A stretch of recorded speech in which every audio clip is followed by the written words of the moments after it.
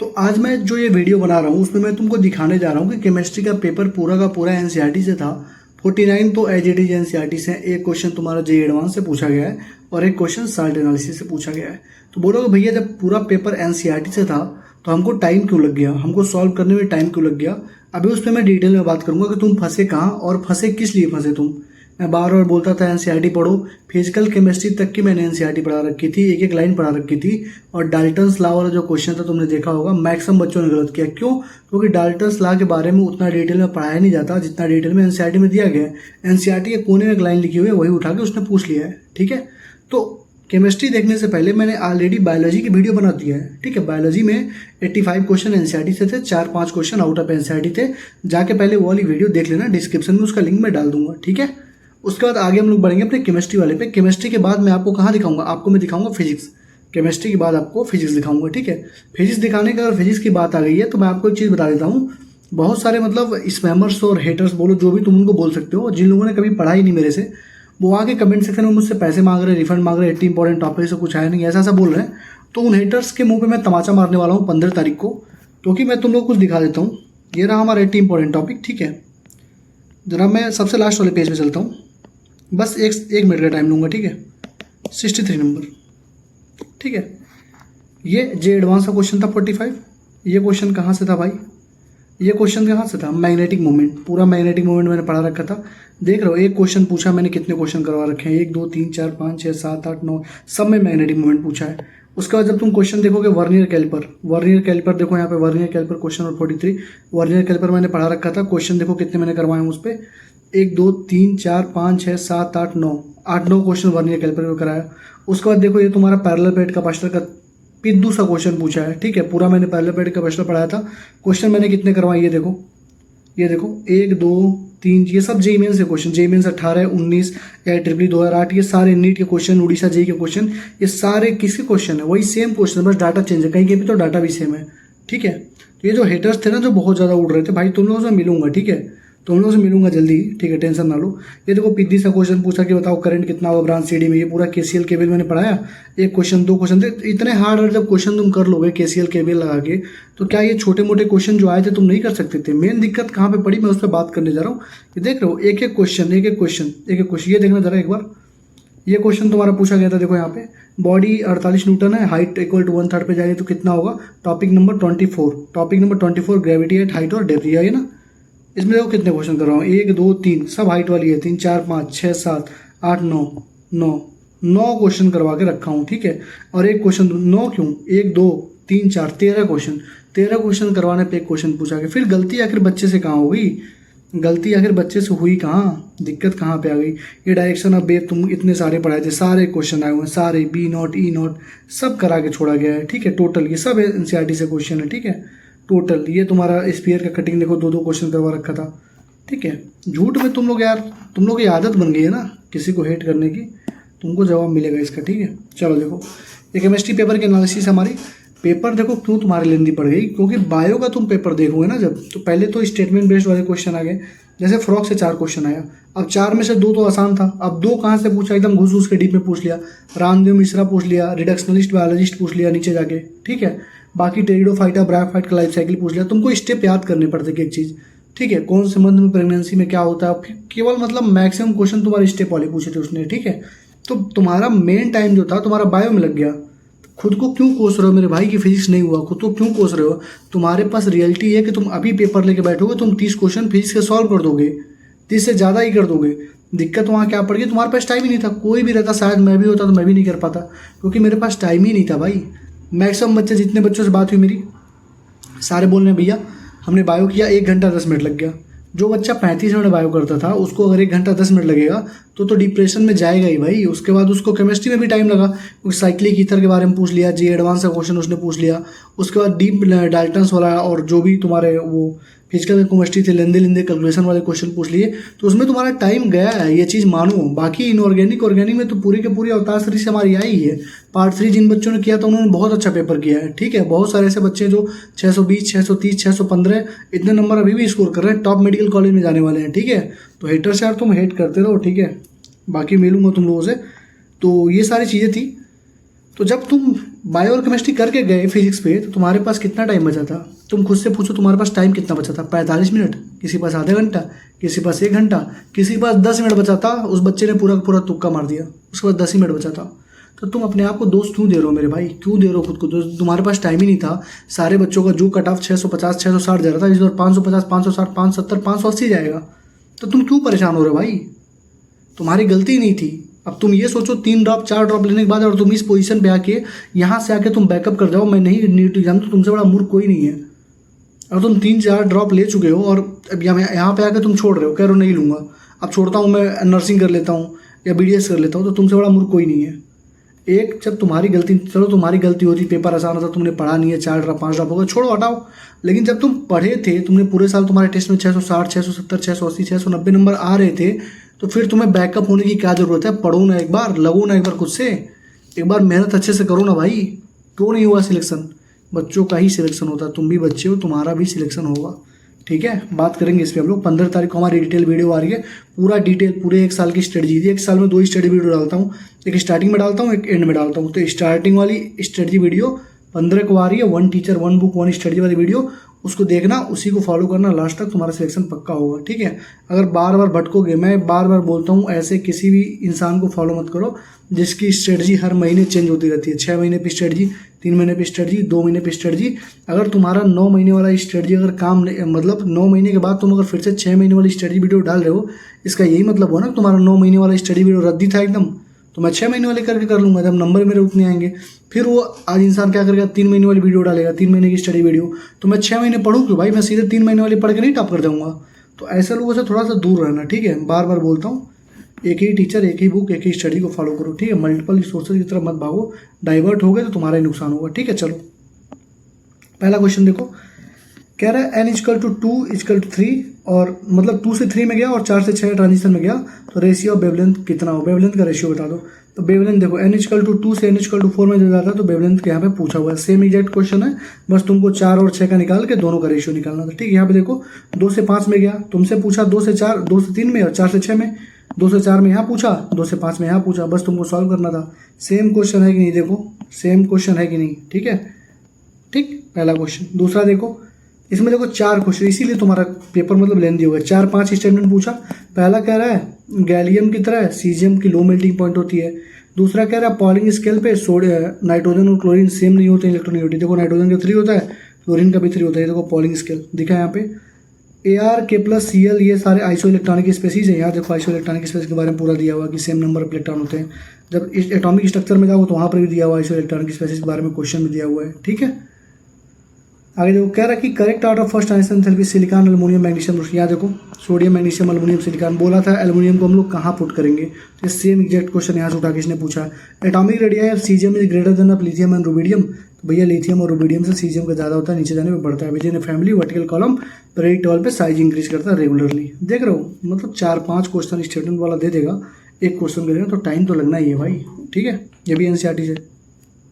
ये देखो, ये कोबाल्ट Mg+2 Pb, ये साल्ट एनालिसिस का क्वेश्चन, इसको भी तुम NCERT से मानो। क्यों मानोगे? क्योंकि ये तुम्हारे सिलेबस में दिया हुआ है। और बार बार तुमको मैं भी बोल रहा था कि साल्ट एनालिसिस जब भी पढ़ना तो जो स्टार्टिंग के होते हैं कैटाइनिक केनाइनिक, यही सारी चीज़ें बस पूछना। ठीक है, यही सारी चीज़ें पूछी भी जाती हैं। ठीक, आगे देखो, ये देखो HBr का पेरोक्साइड के प्रेजेंस में क्या होता है? खरास इफेक्ट, एंटी मार्कोनिका रूल। HBr का पेरोक्साइड के प्रेजेंस में डालोगे तो क्या जुड़ेगा? जिसके पास क्या होगा? जिसके पास ज़्यादा नंबर ऑफ हाइड्रोजन होगा वहाँ जाकर जुड़ जाएगा। ठीक, उसका दूसरा कह रहा है केसियन। उसका देखो, जब तुम ये तुम्हारा दिया हुआ हाइड्रोकार्बन में, ये दिया हुआ तुम्हारा किस में? एल्केन में, क्योंकि ये तुम्हारा बन गया एल्केन। अब हेलो एल्केन वाले चैप्टर में जाओगे तो तुमको 2 रिएक्शन दिया हुआ, केसियन और एजीसियन। तो केसियन से आरसीएन बनता है, एजीसियन से आइसोसाइनाइड बनता है। और यहाँ पे तुम्हारा एग्जांपल नंबर 6.5 में भी बोला गया कि हेलो एल्केन केसियन के साथ एल्किल साइनाइड क्यों बनाता है और एजीसियन आइसोसाइनाइड क्यों बनाता है, ये पूरा दिया हुआ है। ठीक है, एक्सरसाइज में जाओगे तो भी केसियन HBr पेरोक्साइड के बारे में क्वेश्चन दिया हुआ है। ठीक है, तो केसियन से रिएक्शन तुमने किया तो आरसीएन बन जाएगा। और आरसीएन में जब sodium Hg in the presence of alcohol लोगे, किसी भी साइनाइड के प्रेजेंस में जब sodium Hg in the presence of alcohol लोगे तो RCH2NH2 बन जाता है। देख लो, पूरा का पूरा तुम्हारे NCERT से, मतलब 3 कंसेप्ट, 3 चैप्टर का कंसेप्ट एक जगह पे लागू उसने ठोक दिया है। ठीक, चलो ये देखो, एनर्जी और रेडियस बताओ फर्स्ट ऑर्बिट ऑफ हीलियम और लिथियम का। तो भैया एनर्जी बताओ first orbit of helium. Same question है कि नहीं? प्रॉब्लम नंबर 2.11 देखो, सेम क्वेश्चन है हीलियम वाला। ठीक है, उसका देखो 2.16 पे जब जाओगे बैक एक्सरसाइज में क्वेश्चन नंबर, तो energy associated with the first orbit in the hydrogen atom is इतना, what is the energy associated with fifth orbit, मतलब पहले का दिया हुआ फिफ्थ का पूछ रहा है, ठीक है। फिफ्थ ऑर्बिट का रेडियस भी पूछ रहा है, रेडियस पूछ रहा है, एनर्जी पूछ रहा है। यहाँ पर देखो, यहाँ पर भी सेम काम, क्या पूछ रहा है, फिफ्थ ऑर्बिट में वेवलेंथ कितना होगा और एनर्जी इन जूल्स कितना होगा। सारे क्वेश्चन तुम्हारे एनसीईआरटी से पूछे गए हैं 2.11, ठीक है। आगे बढ़ो, कह रहा है कौन कौन सा पैरामैग्नेटिक है भैया, NiCl4, NiCN, NiPPS3, NiCO, NiS2। तो यहाँ देखो भैया NiCl4 के बारे में दिया हुआ है, यहाँ पे NiCO4 के बारे में लिख भी रहा है, डायमैग्नेटिक है। यहाँ पे तुम्हारा दिया हुआ है NiCN4 डायमैग्नेटिक है। यहाँ पे कलर शो कर रहा है, कलर शो कर रहा मतलब अनपेयर्ड इलेक्ट्रॉन होगा, अनपेयर्ड इलेक्ट्रॉन मतलब क्या होगा, पैरामैग्नेटिक होगा। यहाँ पर भी देखो NiCl4 माइनस पैरामैग्नेटिक क्यों है, NiCN4 माइनस डायमैग्नेटिक क्यों है, NiCl4 पैरामैग्नेटिक क्यों है, NiCO4 डायमैग्नेटिक क्यों है। यहाँ पे NiS2O6 ग्रीन है और सॉल्यूशन है NiCN4 कलरलेस क्यों है। NiS2O6 के बारे में पूछा है, NiS2O6 देखो यहाँ पे दिया भी होगा। सारा का सारा एनसीईआरटी का लाइन है। आगे बढ़ो, कह रहा है like nitrogen that can form ammonia, arsenic can form आर्साइन।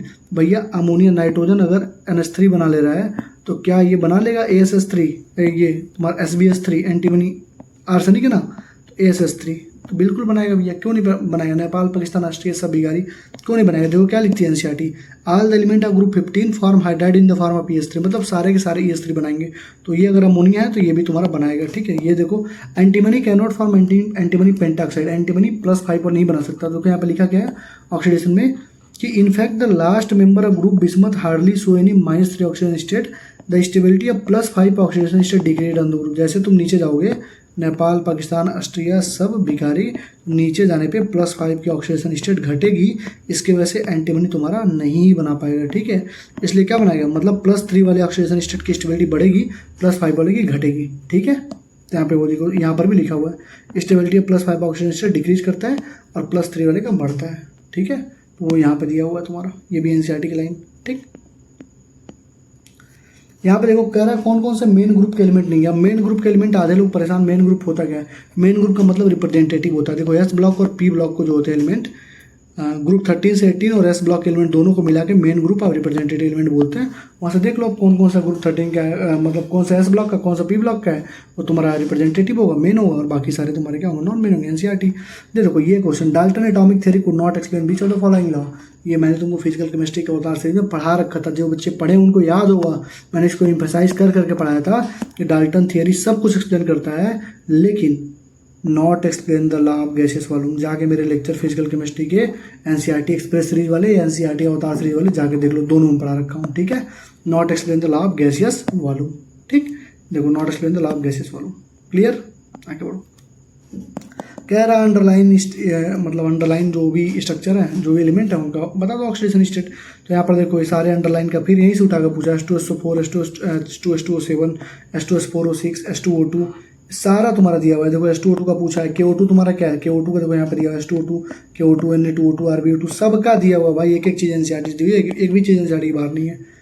ये देखिए जरा, कह रहा है हाफ लाइफ दिया हुआ है 1 minute, then time required for 99% completion कितना लगेगा। तो यहाँ देखो time required for the completion of 99% is 10 times is half life. ये सेम क्वेश्चन नीट 2023-24 में आया था और 2025 में भी रिपीटेड है, ठीक है। ये देखो टी हाफ 10 टाइम्स होता है टी हाफ के, तो 1 मिनट है तो इसका 10 गुना हो जाएगा, 10 मिनट इसका आंसर होना चाहिए, ठीक है। तो ये क्वेश्चन सेम यहाँ से जेट उठा के बना दिया इसने, ठीक है। उसका एग्जाम्पल नंबर एक्सरसाइज नंबर 3.18, 3.19, 3.29 जब देखोगे यहाँ पर भी सेम पूछा हुआ है कि टाइम रिक्वायर्ड जो 99% वाला होता है दिखाओ कि वो 2 गुना होता है time required for the 90% reaction. उसके बाद अगर 40 मिनट लग रहा है 30% डिकम्पोजिशन में तो टी हाफ बता दो। उसके बाद 10% कंप्लीशन अगर इक्वल टू रिक्वायर्ड 25% कंप्लीशन 308 पे, तो फाइंड द वैल्यू ऑफ ए। मतलब हर एक चीज़ यार, मतलब इतने ये हार्ड क्वेश्चन है, ये भी हार्ड क्वेश्चन है, ये भी हार्ड क्वेश्चन है। लेकिन तुमसे पूछा क्या है, लुल्लू पुल्लू क्वेश्चन पूछा, इसी में तुम परेशान हो गए। मेन दिक्कत क्या थी, मोरालिटी। मेन दिक्कत क्या थी, माइंड का तुमने यूज नहीं किया वहाँ पे। दिक्कत इतना डिमोरलाइज हो गया बच्चा बायो और केमिस्ट्री देख के कि फिजिक्स में उसने यूज ही नहीं किया। फिजिक्स का पेपर देखो तो कहोगे अरे यार क्या मैंने गलती कर दी, 30-35 तो मैं आराम से कर सकता था फिजिक्स का पेपर देखोगे तो। लेकिन वही होता ना, डिमोरलाइज हो जाओगे। मैं हमेशा बोलता था पैनिक मत होना, माइंड शांत रखना। जो उसने एनटीए ने क्या खेल खेला, तुमको स्टार्टिंग में उसने हार्ड क्वेश्चन दे दिए तो तुम परेशान हो गए। अरे थोड़ा रुक जाते भाई, थोड़ा सा 2 मिनट का टाइम शांत रख के माइंड को, बस इजी क्वेश्चन भी करते तभी 30 क्वेश्चन तुम कर ले जाते। लेकिन वही हुआ, अनएक्सपेक्टेड चीज़ें थी, अनएक्सपेक्टेड पेपर था। मैं भी तुम्हारा जगह होता तो मैं भी यही करता, मैं भी परेशान होकर पेपर छोड़ देता। 2021 में मेरे साथ यही हुआ था, पेपर लेंदी था, फिजिक्स का टफ था, देखा मेरी हालत ख़राब हो गई, आते आते क्वेश्चन मैंने गलती कर दी है। ठीक है, आगे देखो, करेक्ट ऑर्डर ऑफ वेवलेंथ बताओ, इनकी वेवलेंथ का ऑर्डर बताओ। तो मैं यहाँ पे देख लो वेवलेंथ का ऑर्डर दिया और यही सारी चीज़ें उठा के यहाँ पे पूछी गई है। देखो यहाँ पे CuS2O4, देखो CuS2O4, CuCN6, देखो CuCN6, CuNH36, CuNH36, TI वाला देख रहे हो, चारों का ये ऑर्डर हो जाएगा। ठीक है, देख लो 600 इसका, 498, 310, सब एनसीईआरटी में दिया हुआ है। यहाँ पर एनसीईआरटी में 5.15 ये क्वेश्चन देखोगे सबसे लास्ट वाला एक्सरसाइज में, तो वहाँ पे पूछा भी है वेवलेंथ बताओ इनका, किसका ज़्यादा होगा इसमें से। ठीक है, तो यहाँ से ये लगाते या फिर एनसीईआरटी में दिया हुआ था, यहाँ से क्वेश्चन पूछ लिया उसने। ठीक, अब वो कह रहा है सी स्टांस कौन सा करेगा, तो सी स्टांस के लिए जीआई होता है, सी स्टांस के बारे में दिया हुआ है, स्टेबिलिटी मेल्टिंग पॉइंट सब दिया हुआ है। और यहाँ पर देखो सी सो ट्रांस के बारे में पूछा भी है 9.10 और 9.1 तुम्हारा एक्सरसाइज का जो क्वेश्चन 9.9 वहाँ पर भी पूछा सी सो ट्रांस हेक्स 2 इनका बता दो। तो क्या ये क्वेश्चन एनसीईआरटी से नहीं है, एनसीईआरटी से। ये देखो पॉलीप्रोटिक वाला पूछ लिया, K1 K2 K3 दिया हुआ है, बताओ कौन कौन सा सही है। तो तुमको इसमें यार अपना, अगर पॉलीप्रोटिक नहीं पढ़े हो पॉलीप्रोटिक, तभी तुम कॉमन सेंस लगा सकते हो ना। Common sense in the sense क्या कि अगर मान लो कहीं पर दिया हुआ है के डब्ल्यू इजकल टू, अगर कहीं पे तुम K इंटू के भी लिख रहे हो सपोज दैट, तो तुम लॉग के डब्ल्यू इजकल टू यही तो लिखते हो यार, लॉग के प्लस लॉग के भी यही तो लिखते हो। तो तुम कॉमन सेंस लगाते हो कि लॉग के ये सही है, यहाँ पे K1 K2 K3 क्या होगा, K1 प्लस K2/2 क्या होगा। तुम कॉमन सेंस से भी इसको सॉल्व कर, देखो यहाँ पे दिया हुआ है K2 K3 are smaller than the lower order organization K1, मतलब K1 ज़्यादा होगा as compare to K2 as compare to K3। यहाँ पे ये लिख रही है एनसीईआरटी। ठीक है, क्लियर, ये पहली चीज़ लिखी। उसके बाद मान लो K1, देखो फॉस्फोरिक एसिड के बारे में तुम्हारा दिया भी हुआ है, फॉस्फोरिक एसिड के बारे में तुम्हारा पूछ भी रहा है। ठीक है, उसका तुम देखो यहाँ पे K1 is greater than K2 क्यों होता है H2SO4 का, तो भाई सिंपल सा लॉजिक है, K1 हमेशा ज़्यादा होगा K2 से, फिर K3 से। उसका Knet के लिए तुमको मालूम है K1 K2 K3 K4 अगर लिखा हुआ है तो K लॉग जब लिखोगे तो तुम क्या लिखोगे, log K1 plus log K2 plus log K3। वही यहाँ पे पूछा हुआ था तुमसे, लॉग K1 ये लिखा हुआ है, ये लिखा हुआ है, ये तुम्हारा एनसीईआरटी में लिखा हुआ है। तुमको करना क्या था यार, बस टिक मारना था। यहाँ पर भी देख लो भाई, इसको भी तुम ऐसे पुट कर सकते थे। तो भाई ये तो अलग चीज़, भाई अलग चीज़ क्या है यार, जैसे K इंटू के भी अगर के डब्ल्यू लिखा है तो तुम PK प्लस PK बीच का PK डब्ल्यू नहीं सकते। ये क्या है, लॉग ही तो होता है, log of K minus of log K क्या होता है, PK होता है। एनसीईआरटी से क्वेश्चन कह रहा है कौन सा बेंजीन नहीं बनाएगा, तो ये देखो सोडा लाइम डिकार्बोक्सिलेशन रिएक्शन में देखो यहाँ सोडा लाइम, ये देखो डिकार्बोक्सिलेशन सोडा लाइम रिएक्शन दिया, पहला बना रहा है बेंजीन। ठीक है, Cr2O3 B2O5 MO2O3 ले लोगे तभी बनेगा। तो ये देखो MO2O3 तुमने ले लिया, ये भी बना रहा है NHN से। ये तुम रेड हॉट आयरन ट्यूब ले रहे हो तो रेड हॉट आयरन ट्यूब ले रहे हो तभी बना रहा है। तो बस कह रहा है ये बच रहा है, ये नहीं बनेगा। ठीक है, ये भी तुम्हारा तीनों देखो एनसीईआरटी से, 1 2 और ये तीनों एनसीईआरटी से। ठीक है, आगे बढ़ो, ये देखना जरा, कह रहा है कि लेमडा एम तुम्हारा मोलर कंडक्टिविटी दिया हुआ है। ठीक है, मोनोबेसिक एसिड का एक्सटेंट मतलब अल्फा पूछ रहा है तुमसे, डिग्री ऑफ डिसोसिएशन पूछ रहा है। ठीक है, तो भैया यहाँ पे देखो डिग्री ऑफ डिसोसिएशन के लिए यहाँ पे फॉर्मूला दिया हुआ है, ये पूरा तुम्हारा दिया हुआ है। क्वेश्चन जरा इस क्वेश्चन को पढ़ो, देखो मोलर कंडक्टिविटी दिया हुआ है, मोनोबेसिक एसिड दिया हुआ है। ठीक है, डिग्री ऑफ डिसोसिएशन पूछ रहा है, डिसोसिएशन कांस्टेंट भी पूछ रहा है। और यहाँ पे तुमसे बस एक चीज़ पूछ रहा था, डिग्री ऑफ डिसोसिएशन। ठीक है, उसका देखो यहाँ पे देखो कंडक्टिविटी दिया हुआ है, लेमडा एम दिया हुआ है, कैलकुलेट मोलर कंडक्टिविटी। यहाँ पर मोलर कंडक्टिविटी पूछ लिया है, यहाँ से तुम ये भी यहाँ से भी तुम निकाल सकते थे, यहाँ से भी तुम निकाल सकते हो। तो कंडक्टिविटी दिया हुआ है, डिसोसिएशन कांस्टेंट पूछ रहा है और लेमडा एम नॉट दिया है। डिसोसिएशन कांस्टेंट तुम निकाल के अपना अल्फा निकाल लो। ठीक है, डिग्री ऑफ डिसोसिएशन निकाल लो। तो देखो ये क्वेश्चन सेम एग्जैक्ट ये क्वेश्चन है 2.9 तुम्हारा एग्जाम्पल नंबर 2.9 इन टेक्स्ट का। ठीक, तो 61 क्वेश्चन बता चुका हूँ, मतलब कितना क्वेश्चन हो गया, 10 5 15 16 क्वेश्चन में बता चुका हूँ। ठीक है, आगे बढ़ने से पहले थोड़ी सी इन्फॉर्मेशन देता हूँ, आगे हम लोग क्या क्या करेंगे पूरे साल। ठीक है, तो वीडियो देखो फिर आगे बढ़ते हैं। ठीक, तब तक मैं पानी पी लेता हूँ, तब तक तुम लोग लाइक कमेंट शेयर और सब्सक्राइब कर दो। देखो लाइक कमेंट नहीं करोगे तो फिजिक्स वाली वीडियो नहीं डालूंगा, प्रूफ वाली तो मैं डालूंगा, लेकिन एनसीईआरटी से एग्जैक्ट मतलब एनसीईआरटी से 25-30 क्वेश्चन आए हुए हैं तो वो मैं नहीं डालूंगा, क्योंकि यार इतनी मेहनत करने का क्या मतलब, तुम रिस्पॉन्स ही ना शो करो।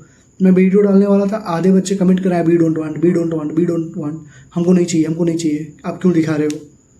तो ये सही तरीका नहीं भाई, मैं दिखा रहा हूँ बाकी बच्चों के लिए, आपको नहीं देखना, आप मत देखो।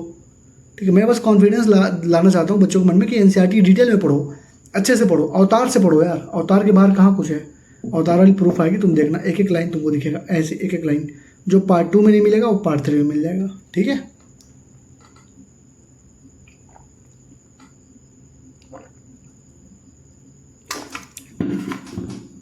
तो आगे बढ़ने से पहले मैं आपको थोड़ा सा इंट्रो दे देता हूँ।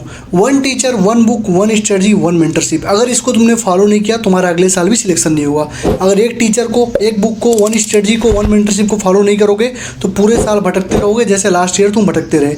लास्ट ईयर 2023 में जब मैंने बोला बच्चों से कि मैं कुछ टॉपिक्स बता रहा हूँ वहाँ से सारे क्वेश्चन आएंगे, बच्चों ने बात मेरी नहीं मानी। 2023 में 80 इंपॉर्टेंट टॉपिक फिजिक्स से 152 नंबर के क्वेश्चन आए थे। फिर मैंने 2024 में बोला और पढ़ाया भी, और लगभग सारे के सारे क्वेश्चन 47 आउट ऑफ 50 क्वेश्चन हमारे 80 इंपॉर्टेंट टॉपिक से आगे। ये सारी वीडियोज की प्रूफ आप जाके देख सकते हो, ऐसे नहीं बोलो, सारा प्रूफ डाल चुका हूँ।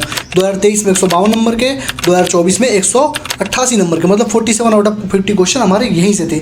जो बोला मैंने दिखाया भी, प्रूफ भी दिखाया। इस बार मैंने क्या बोला था कि सारा का सारा इनऑर्गेनिक, सारा का सारा ऑर्गेनिक, सारा का सारा फिजिकल हमारे अवतार से आएगा। क्यों आएगा? क्योंकि पिछले साल मैंने जब बोला था कि फिजिकल केमिस्ट्री के सारा का सारा क्वेश्चन हमारे अवतार सीरीज से आया था, उस टाइम पे बच्चों ने मजाक उड़ाया था। लेकिन जब तुम जाओगे नीचे थोड़ा सा देखोगे तो वीडियो, ये वाली वीडियो देखना जाके, कंप्लीट 19 बाई 19 क्वेश्चन हमारे अवतार सीरीज से ही आया था। और इस बार पूरा का पूरा फिजिकल, पूरा का पूरा इनऑर्गेनिक, पूरा का पूरा organic as it is, inorganic organic as it is without any data change हमारे ही अवतार सीरीज से आया है। और पूरा का पूरा फिजिकल केमिस्ट्री हमारे ही अवतार सीरीज से आया है। तो 80 इंपॉर्टेंट टॉपिक से इस बार भी लगभग 120 नंबर का पेपर आया हुआ है। उसकी प्रूफ वाली वीडियो में तुम लोगों को 5 से 6 दिन के अंदर दिखा दूंगा। 180 क्यों नहीं आया इस बार? क्योंकि पेपर बहुत ही ज़्यादा टफ है। इस बार का पेपर बहुत ही ज़्यादा टफ है फिजिक्स का। इसके वजह से हम लोगों ने 120 मिनिमम, मैंने बोला था गारंटेड कि 120 मिनिमम आएगा, तो 120 मिनिमम तो इस बार भी आया है। 120 से ज़्यादा ही आया है। वेट करो, मैं प्रूफ दिखा दूंगा। नीट 2024 में ही मैंने बोला था कि पूरा का पूरा पेपर एनसीईआरटी से आया था। पूरा का पूरा केमिस्ट्री 50 के 50 क्वेश्चन एनसीईआरटी से थे। पूरा का पूरा बायोलॉजी एनसीईआरटी से था। पूरा का पूरा फिजिक्स 42 क्वेश्चन एनसीईआरटी से थे। इस बार भी मैंने बोला था 90 आउट ऑफ 90 क्वेश्चन बायोलॉजी में एनसीईआरटी से आए हैं। केमिस्ट्री में 45 आउट ऑफ 45 एनसीईआरटी से आए हैं। प्रूफ वाली वीडियो 5 दिन के अंदर तुम्हें सारा का सारा मिल जाएगा। जितने भी मैंने बोले थे, जितने भी 80 इंपॉर्टेंट टॉपिक के, इनऑर्गेनिक ऑर्गेनिक अवतार के, सारा का सारा तुमको प्रूफ 10 दिन के अंदर इस चैनल पर तुमको दिख जाएगा। अब आगे बात करते हैं अपने मेंटरशिप के बारे में, जो हमने बात करी थी। ठीक है, मेंटरशिप के बारे में जो हमने बात करी थी उसके बारे में बात करते हैं। मेंटरशिप हमारा कैसे चलता है और पिछले 6 महीनों में हमने किस तरीके से सिलेबस कंप्लीट कराया था और बाकी 6 महीने हमने किस तरीके से रिवीजन कराया था, तुमको आगे पता लगेगा। हमारे पास 3 ग्रुप बनते हैं। हमने बिलो 200 का ग्रुप बनाया था, 200 से 500 ग्रुप बनाया था और 500 प्लस का ग्रुप बनाया था। क्यों? क्योंकि जब बच्चा अलग अलग है, जब बच्चे की नंबर अलग अलग है, जब उसका रैंक अलग अलग है, तो अगर मैं एक ही मेंटरशिप में रख दूंगा तो क्या घाल मेल हो जाएगा। इसलिए हमने 3 ग्रुप बनाया था। तीनों ग्रुप में डेडिकेटेड मेंटर्स थे। हम लोगों ने प्रॉपर वहाँ पे मीटिंग्स ली। डेली मैं खुद एक्टिव रहता था, 2 घंटे 9 से 11 में खुद एक्टिव रहता था। डेली के डेली डीएम्स, डेली के डेली कॉल्स सारे अटेंड किए थे हम लोगों ने। वहाँ पे एक हमारा डाउट सॉल्वर भी था, अमित, जो क्वेश्चन गूगल भी नहीं बता पाता था, अमित उस क्वेश्चन को बताता। देखो हमारे पास डाउट के भी ग्रुप बने हुए थे, केमिस्ट्री के, बायोलॉजी के, फिजिक्स के अलग अलग ग्रुप थे। तुम्हें जो भी डाउट था बच्चों को वो अपना ग्रुप में डालते थे, शाम तक भी डिटेल सोल्यूशन उनको मिल जाता था। ये ग्रुप था हमारा जनरल, जिसमें बच्चे आपस में अपने डिस्कशन, अपनी स्ट्रेटजी, अपने टेस्ट के बारे में बात करते थे।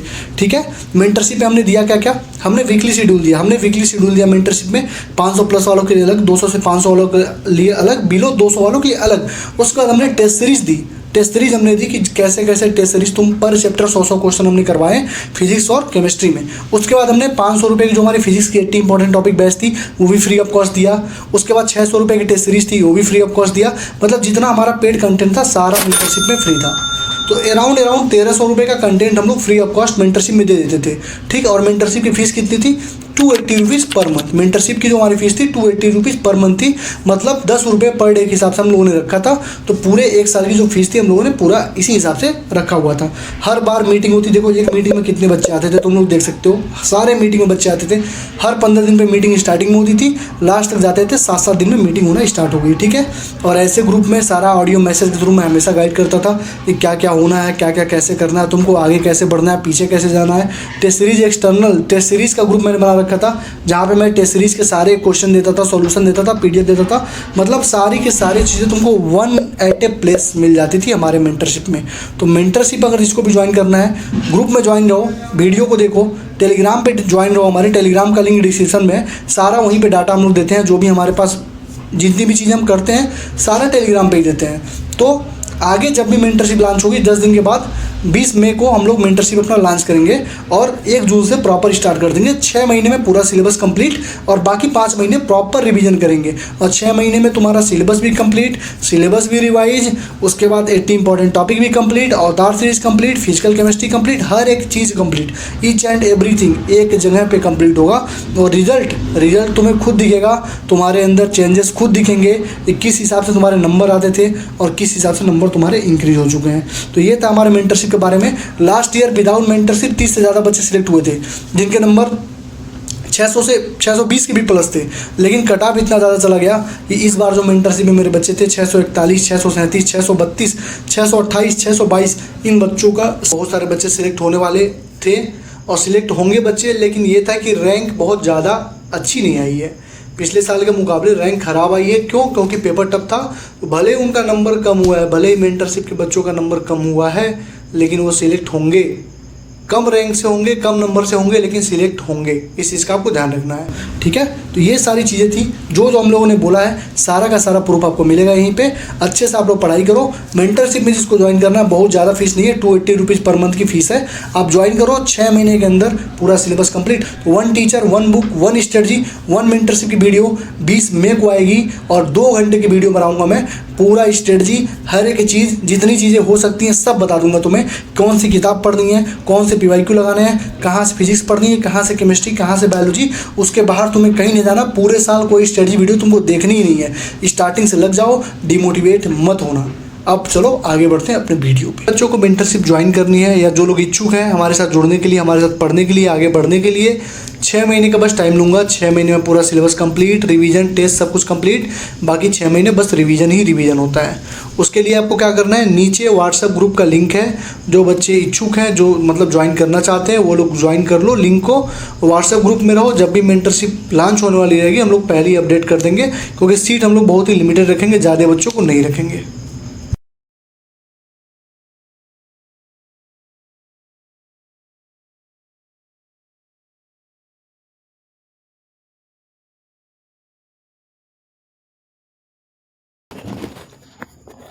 आई होप कि तुमने वीडियो देख ली होगी। ये देखिए इधर कह रहा है hypothetical diatomic molecule bill bond order 0 quite stable. तो देखो यहाँ पे क्या लिखती है एनसीईआरटी, लिखती है एनसीईआरटी कि अगर निगेटिव हो या 0 हो तो बॉन्ड ऑर्डर अनस्टेबल होता। तो पहला गलत हो गया, ठीक। बॉन्ड ऑर्डर इंक्रीज करेगा तो बॉन्ड लेंथ इंक्रीज करेगा, गलत बात है। देखो यहाँ पे बॉन्ड लेंथ डिक्रीज करता है बॉन्ड ऑर्डर इंक्रीज करने पे, मतलब दोनों लाइन एनसीईआरटी में दे रखी है, ठीक। चलो कह रहा है किसका मिनिमम कंडक्टेंस होगा। तो भैया इसमें देखो 3 मोल AgCl बन रहा है, 2 मोल AgCl बन रहा है, 1 मोल AgCl, 1 मोल AgCl। इसका मतलब क्या हुआ कि जितना ज़्यादा डिसोसिएट होगा उतना ज़्यादा कंडक्टिविटी होगी। तो कम कौन बना रहा है, जिसका सबसे कम बनेगा उसका सबसे कम कंडक्टिविटी। देखो सेम एग्जैक्ट ये डाटा उठा के उसने यहाँ से एनसीईआरटी से उठा के उसने पूछ लिया, जो कंडक्टिविटी के बारे में दिया भी हुआ है यहाँ पे, ठीक है। यहाँ पर देखो इलेक्ट्रोलाइटिक का रेशियो देख लो, इलेक्ट्रोलाइट ज़्यादा तो ज़्यादा कंडक्टिविटी होगी यार, सिंपल सी बात है, ठीक। यहाँ पे XeO3, F2, XeO4, XeF6 का तुमसे क्या पूछ रहा है, स्ट्रक्चर पूछ रहा है और तुम्हारा एवरेशन पूछ रहा है।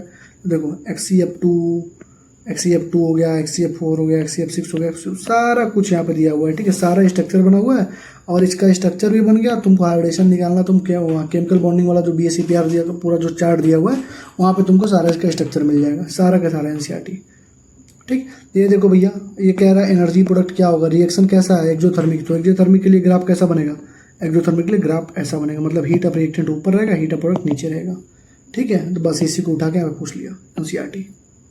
ये देखिए भैया solid in solid, liquid in gas, solid in gas, liquid in gas, इसका तुमसे क्या पूछा है सॉल्यूशन वाले चैप्टर में। देखो liquid in gas, solid in gas, liquid in solid, solid in solid, ये चारों एग्जांपल तुमसे उठा के यहाँ पे पूछा है। चारों एग्जांपल उठा के तुमसे यहाँ पे उसने पूछ लिया है। एनसीईआरटी क्या है, एनसीईआरटी। आगे बढ़ो। एडवांस की पढ़ने की जरूरत है क्या, नहीं। JEE लेवल की पढ़ने की जरूरत है क्या, नहीं। JEE का बैच लेने की जरूरत है क्या, नहीं। एडवांस का बैच लेना है क्या, नहीं। पढ़ना है बायो और केमिस्ट्री में एनसीईआरटी। फिजिक्स में क्या करना है 15 तारीख को बता दूंगा मैं, ठीक है। द डिक्रीजिंग और basic strength of given amines, इनका बेसिक स्ट्रेंथ बताओ गिवन अमाइंस का। तो यही सेम क्वेश्चन उठा के यहाँ पे आपको चिप दिया। देखो बेसिक स्ट्रेंथ बताओ, यहाँ पर भी देखो 3 क्वेश्चन यहाँ पे बेसिक स्ट्रेंथ का, 2 क्वेश्चन यहाँ, 3 क्वेश्चन यहाँ पे बेसिक स्ट्रेंथ का, 1 क्वेश्चन यहाँ, 4, 1 2 3 4 5 5 6 7 8 9 9 क्वेश्चन बेसिक स्ट्रेंथ का पूछा है एनसीईआरटी में। बस आपको दिक्कत क्या है यहाँ पे, बस आपको उसने यहाँ पे ऐसे मतलब लिखा हुआ है कि फॉर्मूले में लिखा हुआ है, यहाँ पे बस नाम लिख दिया है। ठीक है, तो पूरा का पूरा एनसीईआरटी इसी में से उठा के चाप दिया। ठीक, ये देखो कह रहा है choose the ones with number equal number of atom. तो इक्वल नंबर ऑफ एटम बताओ इसमें से किस में इक्वल नंबर। देखो अब कितना लेंदी हो गया, 5 क्वेश्चन पूछ लिया, 5 को चेक करोगे फिर मिलाओगे तो लेंदी हो गया ना यार। यहाँ देखो calculate the number of atom in the following, इसमें तीनों में नंबर ऑफ एटम बताना था। क्वेश्चन नंबर 33 बोल कॉन्सेप्ट का। ठीक है, उसका बाद क्वेश्चन नंबर 28 में देखो किस में number largest number of atom है, चारों को चेक करोगे बताओ किसमें लार्जेस्ट नंबर ऑफ एटम है। उसका बाद 1.10 में calculate the mole of each one, number of mole बताओ, number of mole, number of molecule बताओ।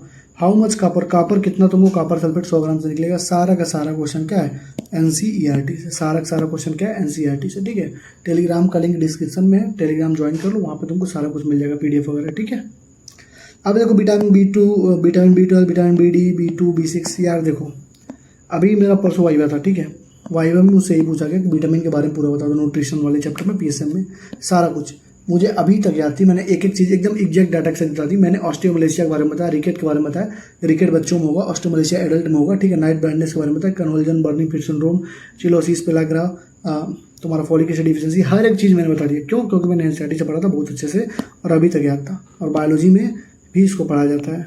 ठीक है, तो ये बहुत अच्छे से तैयार था। ठीक, अब ये देखो CH3 का थ्राइस, C=OH ट्वाइस, ये बताओ इसका एसिडिटी। तो बस यहीं से पूछा है, यहीं से उठा के आपसे पूछ लिया है। ठीक है, बाकी आपको DNP रूल पता है, ये डिस्टेंस नंबर पावर रूल आप इंडक्टिव इफेक्ट से भी लगा सकते थे इसको। ठीक है, उठा के ऐसे पूछ लिया। Ferromagnetism is considered as an extreme form of paramagnetism. अब देखो और कोई एनसीईआरटी नहीं पढ़ेगा तो गायब हो गया उसका। देखो क्या लिखती है NCERT, in fact ferromagnetism is an extreme form of paramagnetism. लिखी है कि नहीं एनसीईआरटी ने। तो अगर कोई नहीं पढ़ेगा मेरे भाई एनसीईआरटी तो उसका तो दिक्कत होनी है यार। ठीक है, उसका देखो यहाँ पर भी लिखा calculate the number of unpaired electron. बताओ अनपेड इलेक्ट्रॉन इसमें कितने होंगे। तो भैया ये देखो किया ना, number of unpaired electron chromium में जेड में क्या Nd+3 में सेम है।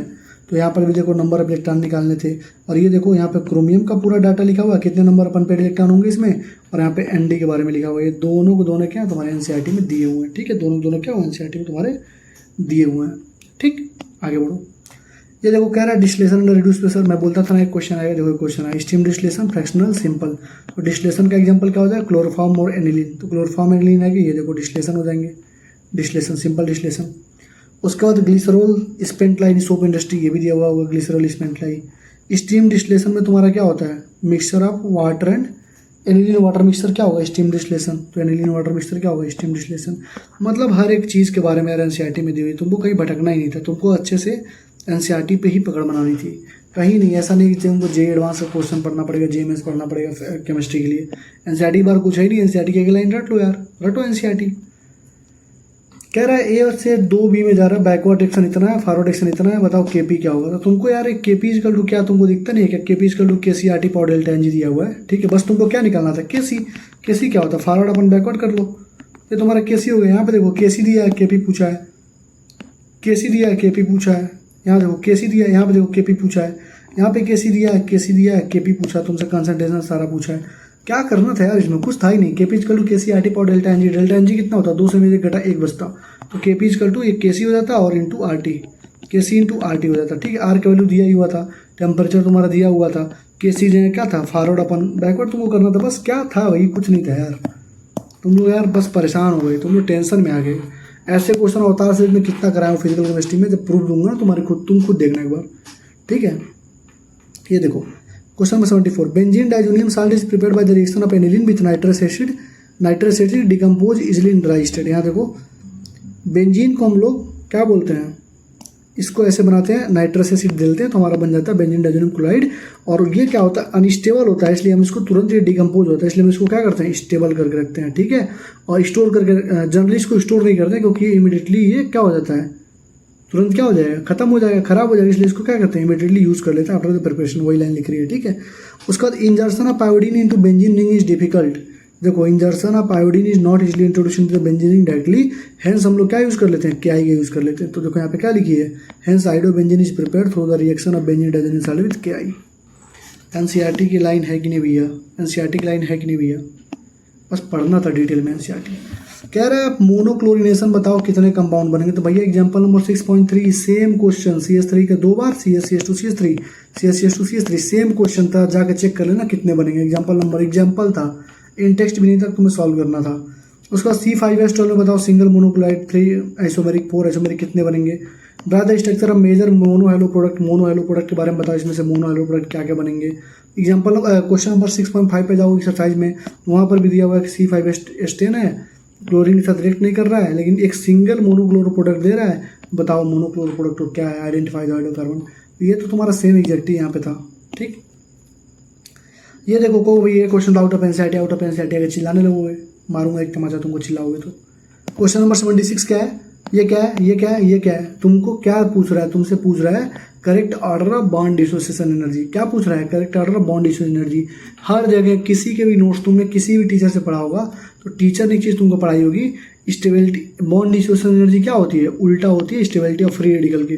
और पूरा का पूरा होमोलिटिक क्लीवेज में फ्री रेडिकल के बारे में ही पढ़ा जाता है। और ऐसे क्वेश्चन तुमको अवतार के पार्ट 3 में मैंने कई सारे करा रखे थे। ठीक है, पार्ट 2 में भी कराया गया, धीरे ने कराया है। ठीक है, होगा क्या, तुम फ्री रेडिकल बनाओ। ये डांसिंग रेजोनेंस वाला तुमको स्ट्रक्चर पता नहीं है, डांसिंग रेजोनेंस बनता है, सबसे ज़्यादा स्टेबल होगा। तो सबसे ज़्यादा स्टेबल ये अगर होगा तो बॉन्ड डिसोसिएशन एनर्जी क्या होगी, सबसे कम इसी की होगी। तो स्टेबिलिटी का ऑर्डर 312 होगा, और क्या है ये 213 इसका बॉन्ड डिसोसिएशन एनर्जी हो जाएगा। ठीक है, और ये बेसिक चीज़ है यार, ये अलग अलग चैप्टर में अलग अलग जगह पे दिया हुआ है। कहीं एल्कीन पे कुछ दिया हुआ है, वो GI में दिया, आइसोमेरिज्म में दिया, हर एक चीज़ दिया हुआ है। ठीक है, तो ये मत बोलना आउट ऑफ एनसीईआरटी है, एनसीईआरटी से यार, जीओसी क्वेश्चन है यार ये। ठीक है, कौन सा does not decolourise bromine water. तो यार ब्रोमीन वाटर को कौन सा पाई बॉन्ड वाले करते हैं, नॉन पाई बॉन्ड वाले नहीं करेंगे। इसमें कोई पाई बॉन्ड नहीं है तो पहला डीकलराइज नहीं करेंगे। यहाँ पे देखो तुमने एल्कीन का रिएक्शन पढ़ा था ना, एल्कीन के साथ Br2 CH2 डाल दो, Br2 वाटर डाल दो तो क्या होता है, कलर चेंज होता है। तो वही चीज़ तो है यार, यहाँ से उठा के इसने पूछा है। तो ये सारे पाई बॉन्ड है, ये सारे करेंगे, ये नहीं करेगा। सिंपल सी बात है यार। ये देखो CH3 ये CN था, इसमें CH3 MgBr जब डालोगे तो देखो यहाँ पे CH3 CH2 CN आ गया, इसमें C6H5 MgBr जब इधर एक्सेस में डालोगे, ठीक, एक्सेस में डालोगे in the presence of H3 plus, तो ये तुम्हारा ये बनेगा। ठीक है, ये सेम क्वेश्चन तुमसे पूछा एनसीईआरटी। कह रहा है एग्जिबिट हाईएस्ट बॉइलिंग पॉइंट, ये PYQ में कम से कम 10 बार पूछा गया है। हाइलिंग बॉइलिंग पॉइंट मतलब आई के रिस्पॉन्स में बढ़ेगी, और तुम आई का फैक्टर जानते हो, आई किस में ज़्यादा होगा, यूरिया N2SO4, ये सारा तुम कर सकते हो भैया, ये सब एनसीईआरटी में दे रखा है। Haber process, Wacker oxidation, Wilkinson catalyst, Ziegler catalyst को हैबर प्रोसेस तो P ब्लॉक में था तो दिया नहीं होगा भैया। जब D एंड ब्लॉक पढ़ोगे तो वहाँ पे सब कुछ लिखा होता है भाई। देखो यहाँ पे जिगलर कैटलिस्ट के बारे में दिया है, यहाँ पे TiCl4 ये तो दिया है, टाइटेनियम टेट्राक्लोराइड दिया है, और क्या ये दिया हुआ है, बेकर्स प्रोसेस के बारे में PdCl2 दिया हुआ है। आयरन कैटलिस्ट यूज होता है Haber process for production of ammonia. देख रहे हो दिया कि नहीं दिया है, क्योंकि आयरन तो तुम्हारा D ब्लॉक का ही है, तो आयरन के बारे में पूछा इसने यहाँ से। ठीक है, विल्किंसन कैटलिस्ट तुम्हारा क्या है, यहाँ पे दिया हुआ है, हर एक चीज़ दिया हुआ भाई एनसीईआरटी। ये देखो 5 मोल ऑफ लिक्विड X है, 10 मोल ऑफ लिक्विड Y है, बताओ कौन सा डेविएशन है। तो देखो नेगेटिव डेविएशन पॉजिटिव डेविएशन के बारे में दिया हुआ था, बस इसका एप्लीकेशन तुमसे पूछा। तो यहाँ पे देखो 100 gram of liquid A, 1000 gram of liquid B, vapour pressure of pure B liquid was found to 500, calculate vapour pressure of pure liquid A, vapour pressure of B। एक क्वेश्चन, 2 क्वेश्चन, 1.19, एग्जाम्पल नंबर 1.6, सारे एक ही question है। बस इसमें तुम्हारा क्या है, इसमें तुम्हारा एग्जाम मतलब डाटा निकलेगा तुम्हारा। अब डाटा निकल गया, प्योर से ज़्यादा आ गया तो देख लो कितना होगा, प्योर से कम आ गया तो कितना होगा, पॉजिटिव डिवीजन शो कर रहा है कि नेगेटिव डिवीजन शो कर रहा है। बस तुमको डाटा निकाल के आंसर मिलाना था, सिंपल सी बात थी। यहाँ पे देखो प्योर लिक्विड A का B का दिया हुआ है, बताओ कंपोजिशन वेपर फेज में क्या होगा। यहाँ पर देखो एग्जांपल नंबर 1.5 पे फिर से सेम क्वेश्चन, 4-5 क्वेश्चन सेम तरीके का पूछा है। बस जैसे मान लो यहाँ पर 70 था, ठीक है, मान लो एक का 70 था, तुम्हारा आंसर 80 आ गया तो बढ़ गया। पॉजिटिव डिवीजन एक नेगेटिव डिवीजन, बस इतना बताना था यार, सिंपल सी बात है। Sugar X found in honey, keto sugar, alpha beta anomeric form, levorotatory. तो भैया लिबोरेटरी क्या होता है, फ्रक्टोज होता है। तो फ्रक्टोज देखो यहाँ पे ग्लूकोज में पाया जाता है, और natural monosaccharide found in fruit और हनी में पाया गया। देखो फाउंड इन हनी हो गया, नेचुरल मोनोसैकेराइड हो गया, नेचुरल स्वीटनर है, इंपॉर्टेंट कीटो सुगर हो गया। अल्फा बीटा एनोमरिक फार्म होता है, तो यहाँ पर देख लो भैया अल्फा बीटा एनोमरिक फार्म होगा इसका। ठीक है, उसका सुक्रोज, जब सुक्रोज पढ़ते हो तो इंपॉर्टेंट चीज़ क्या पढ़ते हो, सुक्रोज डेक्स्ट्रो होता है, लेकिन हाइड्रोलिसिस के बाद वो डेक्स्ट्रो और लीवो में टूटता है। यहाँ पे लीवो तुम्हारा क्या होता है, फ्रक्टोज क्या होता है, लिबोरेटरी। वही तुम्हारा पूछा, फ्रक्टोज क्या, लिबोरेटरी, फ्रक्टोज हो जाएगा। इसका कन्वर्जन कैसे होगा, देखो भैया ईस्टर को कन्वर्ट कर रहे हो CHO में, तो ईस्टर को कन्वर्ट करने के लिए CHO में स्पेसिफिक रीजन चाहिए होता है, D वाले, ये भी तुम्हारा एनसीईआरटी से दिया हुआ है। CW सारे ईस्टर को कन्वर्ट करके CH में कन्वर्ट कर देगा। ठीक, ये देखो I अंडरगोज SN2 रिएक्शन, तो देखो SN2 के लिए 1 डिग्री 2 डिग्री 3 डिग्री, SN1 के लिए 3 डिग्री 2 डिग्री 1 डिग्री, और यहाँ पे लिखा भी है एजर्सन दिया है तो रीजन भी लिखा है। तो यहाँ पे देखो क्वेश्चन भी दिया है, आयोडीन और Cl दिया है, उसका लिख रहा है कि ये क्यों है, iodine is better leaving group because of its large size, large size की वजह से। देखो यहाँ पे लिखा भी है iodine is better leaving group because of large size. समझे, कुछ दिमाग में घुसा, एनसीईआरटी कितनी जरूरी है, एनसीईआरटी से उठा उठा के पूछ रहा है। ठीक है, ये देखो स्टैंडर्ड हीट ऑफ फॉर्मेशन दिया है SO4 और BSO4 मतलब दिया स्टैंडर्ड हीट ऑफ फॉर्मेशन निकालना है। स्टैंडर्ड हीट ऑफ फॉर्मेशन का फॉर्मूला क्या होता है भैया, प्रोडक्ट में से रिएक्टेंट को घटा दो, प्रोडक्ट तुम्हारा क्या बनेगा, BSO4 था ना यार, तो क्या बनता, Ba+2 बनता और SO2SO4 माइनस बनता, तुमको Ba+2 और SO4 माइनस बनता, तो प्रोडक्ट में से इन दोनों जोड़ के घटाना था, जोड़ घटाना नहीं कर पाओगे क्या। यहाँ पर देखो, यहाँ पे हीट ऑफ फॉर्मेशन पूछा, यहाँ पे हीट ऑफ फॉर्मेशन पूछा, यहाँ पे हीट ऑफ फॉर्मेशन पूछा, यहाँ पे हीट ऑफ फॉर्मेशन, यहाँ पे हीट ऑफ फॉर्मेशन, कितना हीट ऑफ फॉर्मेशन क्वेश्चन करो यार। हीट ऑफ क्रिस्टलाइजेशन क्या हुआ, हीट ऑफ फॉर्मेशन हुआ, सेम तुमसे क्वेश्चन पूछा, हीट ऑफ फॉर्मेशन का पूरा तुमको डेफिनेशन भी दिया हुआ है टोटल एकदम। अब क्या पढ़ोगे भाई, हीट ऑफ फॉर्मेशन नहीं निकाल पाओगे, प्रोडक्ट में से रिएक्टेंट कुछ करना नहीं था भाई, Ba+SO4 माइनस को जोड़ के BSO4 का देखो दिया हुआ था 216 घटा देना था, BSO4 का दिया हुआ 349 दिया हुआ था, और SO4 का दिया है कितना, SO4 का दिया 216 और Ba+2 का ये भी निकल जाएगा, दोनों निकाल के जोड़ के घटाना था यार, प्लस माइनस करना था यार। Total number of possible isomer structure और स्टीरियो आइसोमर 2019 का एडवांस का, एडवांस 2019 का सेम क्वेश्चन उठा के इसने रिपीट किया, वही मैंने बोला एक क्वेश्चन एडवांस का दिया हुआ है, वो भी क्या स्ट्रक्चरल और आइसोमरिज्म पॉसिबल तुम निकाल सकते थे, क्योंकि स्टीरियो आइसोमर के बारे में, स्ट्रक्चरल के बारे में एनसीईआरटी से दिया हुआ है, तो तुम इसको एनसीईआरटी के बाहर नहीं बोल सकते। बस बात ये थी कि क्वेश्चन लेंदी था, तुम इसको सॉल्व करते तो तुम्हारा निकल के आता कितना भी, जो भी तुमको निकलना होगा। ठीक है, इसमें कायरल कार्बन नहीं बनते, तो एक कायरल से 2 प्रोडक्ट बनते हैं, ये भी तुमको करना पड़ता। ठीक है, चलो ये देखो भैया H2O NH3 CHCl3 का डायपोल मोमेंट बताओ। डायपोल मोमेंट जाओगे तो यहाँ पे देखो H2O है, NH3 है, CHCl3, भैया डायपोल मोमेंट चेक कर लो, तीनों का दिया ही हुआ है। XCF4 XCO3 XCO number of lone pair तुमको दिखाया था, वहाँ पे फिगर तो बना था, वहाँ पे तुमको दिखा दिया। यहाँ पे देखो XCF4, यहाँ पे तुमको लोन पेयर देख लो कितना कितना लोन पेयर है। ठीक, उसके बाद तुम्हारा क्या दिया है कि OHCHNO का बॉन्ड लेंथ, OHCHNO का बॉन्ड लेंथ भैया यहाँ से चेक कर लो। ठीक है, अरे FON होता है ना, ऐसे चेक कर सकते हो। N2O2H2 का बॉन्ड इंथैल्पी, तो जिसका बॉन्ड ऑर्डर ज़्यादा है उसकी बॉन्ड इंथैल्पी ज़्यादा होगी, तो N2O2H2 तुम बॉन्ड ऑर्डर के बारे में तुमको पहले ही मैं बताया हूँ, calculate the bond order of N2O2H2, यहाँ पे भी दिया हुआ है, ये भी एनसीईआरटी से। ठीक, ये देखो N2 और O2 2NO दे रहा है, बताओ किस रिएक्शन पे किस कंडीशन पे। देखो तो ली चैटलिया प्रिंसिपल भैया याद कर लो, ली चैटलिया प्रिंसिपल में पूरा चीज़ लिखी हुई है, NO2 से N2O4 वाला प्रोडक्शन भी दिया हुआ है, इफेक्ट ऑफ टेम्परेचर के बारे में लिखा भी हुआ है। यहाँ पर इफेक्ट ऑफ टेम्परेचर एंडोथर्मिक पे क्या होता है, एक्सोथर्मिक पे क्या होता है, और यहाँ देखो 5.21 वाला जब क्वेश्चन करोगे तो यहाँ पर भी थर्मोडायनामिक स्टेबिलिटी बारे में तुमसे पूछा गया है। ठीक है, सेम क्वेश्चन रिजेक्ट यहाँ पे तुमको चाप दिया है, बस तुमको डाटा में लिखना है। ठीक, रेट कांस्टेंट दिया इतना, कितना टाइम लगेगा 7.2 को 0.9 पे जाने पे। 3.5 देखो पहले कितना था, पहले था 1.24, अब 0.20 हो गया, बताओ कितना रेट कांस्टेंट होगा। यहाँ पे तुमसे क्या पूछा, टाइम पूछा ना, यहाँ पर रेट कांस्टेंट पूछा है, क्योंकि यहाँ पे टाइम पहले दिया हुआ 60 मिनट। ठीक है, यहाँ पर देखो पहले 1.5 था, अब 5 ग्राम से 3 ग्राम होने में कितना टाइम लगेगा इसको, हाउ लॉन्ग, कितना टाइम। सेम क्वेश्चन है कि नहीं, देखो यहाँ पे तुम्हारा दिया हुआ था कि रेट कांस्टेंट 0.03 है, यहाँ पर रेट कांस्टेंट इतना है, और तो 5 ग्राम से 3 ग्राम हो रहा है, और यहाँ पे कितना होता है 7.2 से 0.9। सेम क्वेश्चन एग्जैक्ट क्वेश्चन यहाँ पे, एक बार यहाँ पूछा एक बार यहाँ पे पूछा।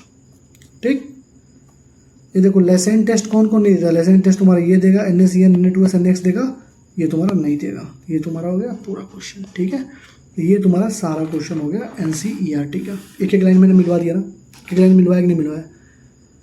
अब अगर तुमने लाइक कमेंट और शेयर किया अपने दोस्तों के साथ, उनको बताया कि हाँ ये चीज़ है, पूरी एनसीईआरटी से पेपर आते हैं, तो अगली जो वीडियो होगी वो उसमें फिजिक्स का दिखा दूंगा तुम्हें।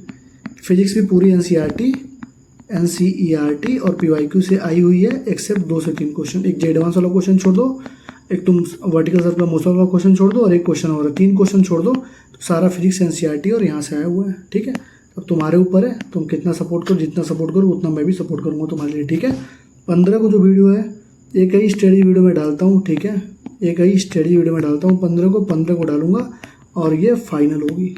15 को डालूंगा, ये फाइनल होगी, इसके बाद तुमको कुछ भी देखने की ज़रूरत नहीं होगी।